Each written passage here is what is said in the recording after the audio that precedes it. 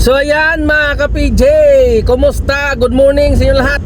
Ngayong araw ay Huwebes, April 24, taong 2025 na ng umaga, no? At tayo ay maaga-aga lumabas kanina. Alas 4 tayo eksakto nakapag-online at sinuwerte tayo na bookingan tayo kaagad. Galing Valenzuela papunta dito sa Malati sa may St. Luke's Medical, no? Yun yung ano dyan, marami dyan nagpapamedical na mga seaman dyan sa may Malati. Okay, dati yung St. Luke's na yan eh. Marami nagkakamali dyan eh, mga nagbubok. Napupunta sila sa Rodriguez sa Quezon City, may St. Luke's din doon eh. Tapos sa BGC yung pala St. Luke's dyan sa may Malati. Karamihan yan mga nagpapamedical pag nakapaghatid kayo dyan ng pasahero sa St. Luke's na yan, sa may Malati. Sa may ano yan eh, sa may Adriatico yata yung street na yan. Yan. So marami mga seaman dyan na nagpapamedical, no? Kaya madalas ako nakakapaghatid dyan. Kanina malamang seaman din yun, galing Valenzuela. At yun na nga, tayo ay naka 10 booking na yata, 2,500, ano? Ay, okay na yan, maganda na yan. Dahil ang oras pa lang natin ay eksaktong alas 10 ng umaga. At katulad ng dati, hindi pa ako nakapag-almusal. Medyo wala akong ganang kumain kanina. Kaya ito pa lang, mag-aalmusal pa lang ako. Alas 10 na, di malamang pagsamahin ko na tong almusal at saka tanghalian. Oh, ganun talaga eh. Ganun ang buhay, Grab driver.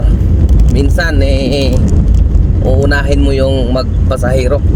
Kasi sayang, kumbaga, di ba? May pasahero, yan, ayaw tumigil yung booking. Sige, mamaya na lang kumain. Ganun talaga eh. Nangyayari yan sa atin mga Grab driver, taxi driver, kung ano mamang driver. Talagang ganun.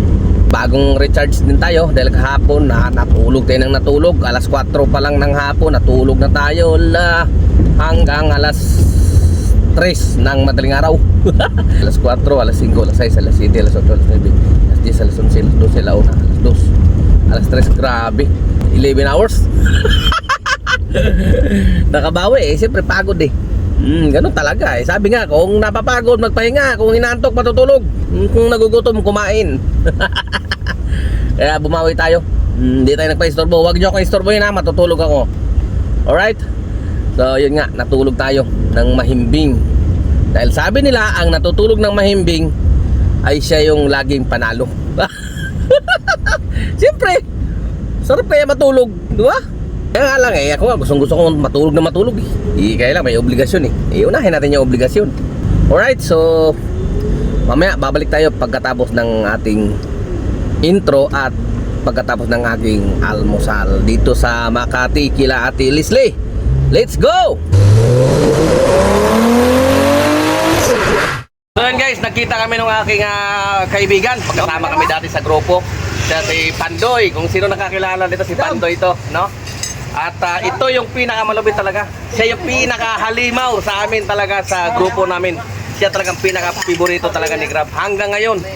At sa katunayan nga, ayan yun yung kotse na yun. Sarili na niya yan, ano? Dati lang din siyang taxi driver. At sinuwerte dahil nga masipag, masinop sa pera. Maraming pera to, maraming ipon. Believe talaga ako dito. Dito talaga ako bumilip sa tao na to. Sipag, at saka walang cancel. Yan. Bigyan mo ng payo yung ating mga bagong Grab driver. So, matagal na ako sa Grab. Medyo ayun, yung kotse, nagkaroon ako ng kotse. Yan. Sarili ko na yan, nakuha. Binigyan tayo ng pag-asa. Kay Grab galing yan. Dahil masipag, walang cancellation, araw-araw lumabas. Tsaka lang, kahit pitot-pitot lang yung ang booking, pero na maiipon yan. Tingnan mo itsura ko. Umahaba na yung buhok dahil, pati yung bigotilyo dahil masipag, tsaga lang. Yan lang ang i-ano ko sa inyo. Advice sa inyo, mga 40 watts. Yung mga bago. Pupuntahan natin si Grab. Yung mga bagong pasok. Yan, yung kotse, sarili ko na yan. Yan kasi mabilib talaga ito, talaga masipag yan. Ito yung ano ko, yun, malupit din to. Yung kami kasama dati na mas malupit kami bumabiyahe. Ito si Sir PJ. Naglaban tayo dati, nakaka 12 mil to eh, 12 mil, no? Tayo Naglaban pa tayo, naglaban no? tayo. 12 mil kada biyahe. Kaming grupo dati na mas matinding bumabiyahe. Ako pala si Pandoy. Ay, si Pandoy yan. Matagal na sa Grab. Pero dati ka nag-taxi, diba? Tagal din namin nag-taxi. Sila ako, mahawak kami mga kasa yung taxi. Kulurong pang iba. Yun lang. Ayun na, may nakuha na ako na opportunity na sarili ko na yan. Kaya nga. Yan, tagal na, sipag. Congrats. Yan. Anong banat lang, banat? Walang Banat na banat. Sige, kung ano pagkataon, wala na uwi. Oo, dyan lang sa kotse matulog. Kaya lang, pero huwag niyong palitan yung asawa niyo. Di ba, Yan lang suggest ko sa inyo, ha? Di ba, yung manimahog tik-tik, basta puno ang bulsa. Yan. Okay, so, yan, yung na-interview na natin ating kaibigan, no? Yan, totoo yan, tunay yan talaga. Mahaba ng buhok ko sa Umasinso na siya, umasinso na. Saka maraming ipon to, si Sir Pandoy. Ano, marami Talagang- anak, marami di anak. Maraming pinapaaral eh, kaya ito talagang saludo ako dito.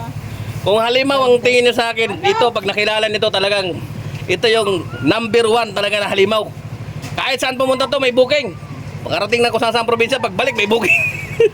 Favorito ni ni Grab. Yan. Okay. So yan, sana mayroon kayong natutunan galing kay Sir Pandoy. O, paalam ka na. Sige, thank you mga kablog. Sir PJ. Sige, salamat. So, yan ang yun ang nakakabilib talaga kay Sir Pandoy na yun, yung kaibigan ko na yun. Dati lang taxi driver at ngayon na dito niya sa Grab na naramdaman yung kumikita talaga. Basta matyaga ka, masipag ka. Sa taxi kasi medyo hirap dahil nga karamihan doon ng labanan ay 24 hours, no? Saka mahirap magkaroon ng sariling sasakyan, di ba? Kasi napakamahal din ng una-una yung prangkisa ng taxi, napakamahal, di ba? Alam ko dati ang pinaka-prangkisa niyan pagka Metro Manila 180,000. Tapos pagka hindi Puerto Luzon nasa 250,000. Mga ganun ang nun sa taxi. Kaya hirap kami makakuha ng sariling taxi. Okay? Bukod doon, hindi pa pwede yung ka na isang piraso lang, no? Kaya dito namin naramdaman, talong-lalo na si Sir Pandoy na yun, ay yung chance na magkaroon ka ng sariling sasakyan. At yun nga, sa kanya, sarili na niya yung binabiyahe niya, no? Saka saksi ako sa kasipagan ng tao na yan. Talagang napakatyaga at napakasinop sa pera. So sa sinop ng pera, wala akong binatbat doon. Talagang napakasinop ng tao, sistema, magaling mag-budget. Sa kanila, sa bahay nila, siya yung nagbabudget, no? Sa pambayad sa mga dito, panggastos nila, pang budget sa pagkain, siya lahat yun, no? Kaya saludo talaga ako sa idol ko na yun, na the best talaga. Saka yun din, siya ay hindi talaga nagka-cancel ng booking. Kahit saan pa yung lupalop na yung booking niyan, kukunin niya yan at ihahatid niya yan. Okay? At tulad din ng sa akin, kahit saan mapunta may booking, no? Kahit dadalhin sa malayo, may booking.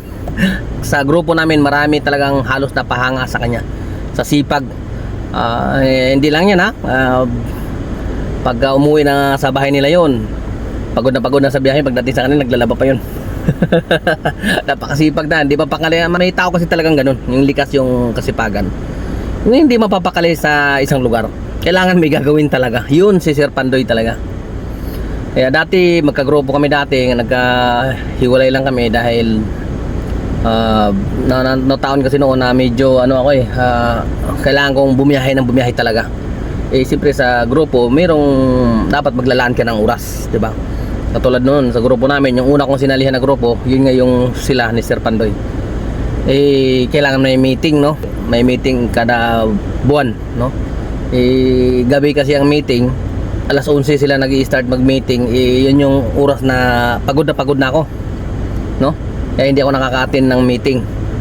Kaya anong bandang huli, ako na lang yung nagkusa na paalam sa kanila na magsusolo na lang muna ako kasi hindi ko kayang gampanan eh. Dahil siyempre ganung oras antok na ako, gusto ko na lang matulog kasi bukas ulit may biyahe. Yung iba naman mga kasamahan namin mga operator naman yun, kahit hindi yun magbababad sa biyahe, di ba? Kumbaga marami naman pera. Tayo na medyo malaki ang pangangailangan natin, di ba? Kailangan natin magbabad talaga sa biyahe. Okay? So, yun lang. Natuwa lang ako kasi nagkita kami ngayon eh. Minsan na lang kasi kami magkita-kita. Nakita ko dito sa kainan kila Ate Leslie. Yan si Padoy, saludo ako dyan na, at saka napakabait na tao. Nung magkasama pa kami sa isang grupo, hindi madamot, no? Pagka nasiraan ka, siya kasi makalikot sa mga sasakyan, sa mga makina eh. Kahit pa paano may alam siya eh, no? Pag nasiraan ka, pupuntahan ka talaga niya. Mararamdaman mo talaga na may tunay kang kaibigan. Pupunta ako, nakaranasan ko niya, pinuntahan talaga niya ako eh, no? Kahit ngayon hindi na kami magkasama sa grupo. Pag nakiusap ako, sabi, pakiano mga to sir, kasi ano, hindi ako marunong, paano ba to? Yan, paanohin ka talaga niya. Ilalaanan ka niya ng oras, kahit 1 oras, 2 oras maba. Gaya nung nakaraan na naputol yung ano kong kable doon sa upuan. Ayaw na nakalak na lang palagi. Pinagawa ko sa kanya. Walang bayad-bayad. Yan, bayad niyan si Sir Pandoy. Saludo ako diyan. Bihira ang ganung mga kaibigan. Talagang kaya naman pinagpapala talaga kasi mabait. Okay? So, yun lang at maraming salamat Sir Pandoy. Ingat ka palagi. At sana marami ka pang blessing na matatanggap. Okay? So, yun lang at salamat po mga makikisig na member kay Pres. Magandang tanghali sa dyan, Vice, at sa lahat ng member ng GGST. Mabuhay po kayo. Ingat po kayo palagi. Ang pagbati mula kay Ka-PJ, ang pinaka gwapong dating member ng GGST. Tsak lang. Mga gwapo lahat yan, yung nasa GGST. At wala akong masabi dyan. Lahat yan mababait. Nagkataon lang na hindi ako makakasabay palagi sa sa mga meeting dahil nga pagod na. Pagod. Tapos pinili ko na lang ipapahinga na lang. Siyempre maraming obligasyon. Maraming salamat at nabigyan ako ng pagkakataon na maging parte ng grupo nyo, no? At ingat kayo lahat. Ngayon ay mag-share muna tayo ng mga tips, no? Tungkol din sa mga daan. May nag-request, may nabasa ko. Share ko daw yung mga lugar na dapat iwasan. Kasi mayroong iba, mga bago lang nagda-drive, bago lang nag-grab, di ba? Hindi pa masyadong kabisado ang Metro Manila. Kaya may mga konting mga tips tayo dyan. Dito pag nagawi kayo ng EDSA, no? O galing kayo ng Ortigas, papunta kayo ng Cubao, no? At halimbawa, gusto nyong mag-U-turn dito sa may Santulan, ay pumasok lang kayo doon sa may kaliwa, oh. Nakita nyo yung daanan ng bus carousel, yung bus lane. O pasok lang kayo doon, oh. Yun, oh. Yan, oh. Pasok kayo doon, yun. Pasok kayo sa kaliwa, pailalim, para makapag-U-turn kayo pabalik ng Ortigas. Okay? Kasi tayo ay papunta tayo ng Cubao eh, no? Padiretso tayo. Yan sa kaliwa na yan. Pasok kayo dyan sa ilalim na yan, no? Sa kaliwang lane para makapag-U-turn kayo pabalik ng Ortigas or Makati. Kasi pag doon kayo sa kanan, sa ilalim sa kanan, wala pong U-turn doon. Left turn lang ang pwede dyan sa Santulan na yan, ano? Magkakaliwa kaya, pwede kayong kumaliwa dyan papuntang Krami. Alright? Kaya dapat kung may balak kayo na mag-U-turn dyan sa ilalim, may medyo malayo-layo pa ng konti, nakapwesto kayo sa kaliwa. Kasi mahirapan na kayong sumingit yan. At dito naman sa may Taft Avenue, galing kayo halimbawa ng Quirino or galing kayo ng Buendia, no? Papuntang Quiapo, di ba? Kung kayo ay padiretso, huwag kayong pumisto sa kaliwa pagdating dito sa may PGH, no? At saka doon sa Padre Paura. Kasi pag diyan kayo nakapwesto sa parting kaliwa na yan, sa inner lane na yun, no? Nakikita nyo, may arrow pa kaliwa. Pag diyan kayo nakapwesto, bullseye kayo dyan. Merong nakaabang dyan sa may PGH mismo na mga enforcer. Ayan, no? Nakita nyo? Pag napwesto ka dyan sa kaliwa na yan, 101% bullseye kayo dyan. Kaya dapat dito lang kayo sa pangalawang lane, no? Kung kayo ay padiretso. Okay? Tapos pagdating doon sa may next nyan ay yung sa Padre Paura naman. Ayan, katulad yan, pumisto na ako sa kaliwa dahil ako po ay pa left turn ng Padre Paura. Kasi nga papunta kami ng NBI sa may, sa may kuhanan ng NBI clearance, ano? Kakaliwa ako dyan ngayon sa Paura na yan. Okay? So yan ang iingatan nyo. Mayroon din enforcer na nag-aabang dyan. Kaya kung padiretso ka, huwag kang pumisto sa kaliwa. Alright?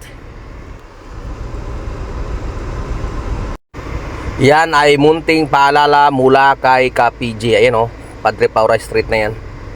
Meron din dyan nakaabang na mga kalaban. Alright. So yan, platan pa tayo mga Ka-PJ. Ayan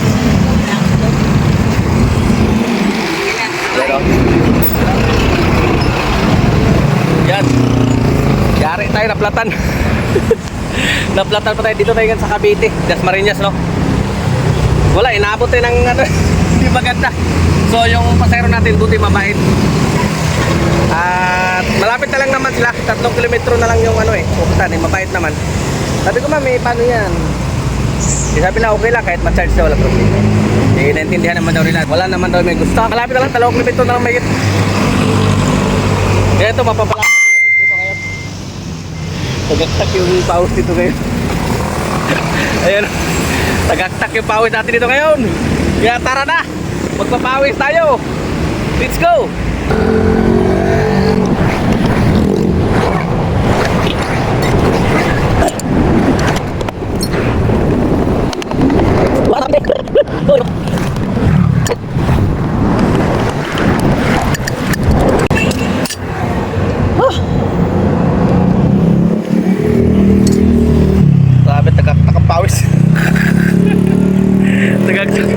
Tagaktak ang pawis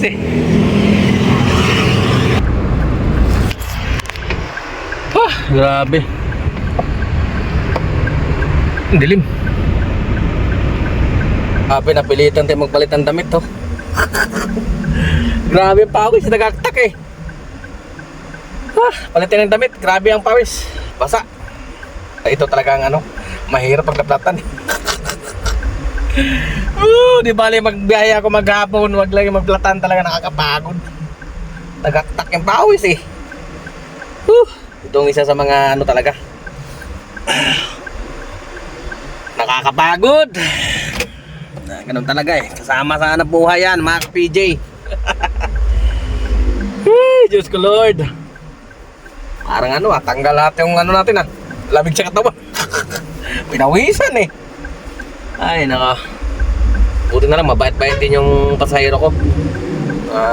Okay na i-drop ko na lang daw para mag-book na lang daw sila ulit. Nag-offer nga ako na ako na lang mag-book, kaya babawasan ko na lang yung daw.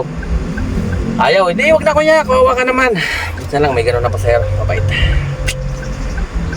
So ngayon, nagawin na ito, tapos na natin napalitan. So gapang tayo dahan-dahan, pabalik ng Maynila. Saka naka-sit din ako. Hindi na pwedeng mag-ikot-ikot pa ako dito sa Cavite. Wala na akong reserva, kailangan bukas may meron na ngayong gabi. Siguro bukas na ng umaga ipapa-vulcanize yan. Diyos ko Lord. Tara, let's go na mga Ka-PJ. Tanggal yung antok natin, lahat ng antok natin ng lamig-lamig na ito, tanggal Diyos ko Lord. Okay, tara, let's go. So ayan mga Ka-PJ, ang oras natin ay alas 8:11 na. At siguro dito na muna natin tatapusin yung ating vlog dahil ito na abala ko nitong gulong ko na to. Kasi yung reserva ko nung kinabit ko parang oblong. Medyo may kumikinding-kinding yung takbo. May nakakaya sa pasahero pagka ganito.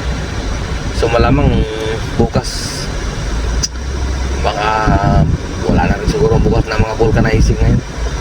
Kaya magantay ako nito bukas ng alas 6 pa yata nagbubukas yung suki ko doon sa may tapit sa Palanan. Sa pilingon na lang muna magpahinga ngayon, no? So yung earnings natin ay naka 4,339 lang tayo at 17 na bookings, no? Medyo na ako ngayon, napagod, no? At siguro bukas na lang ulit mga Ka-PJ. Siguro kahit tanghalian tayo bukas, okay lang. Meron talaga kasama sa nabuhay natin yung maplatan. Kaya bukas ulit mga Ka-PJ. Maraming salamat sa inyong palaging pagsubaybay.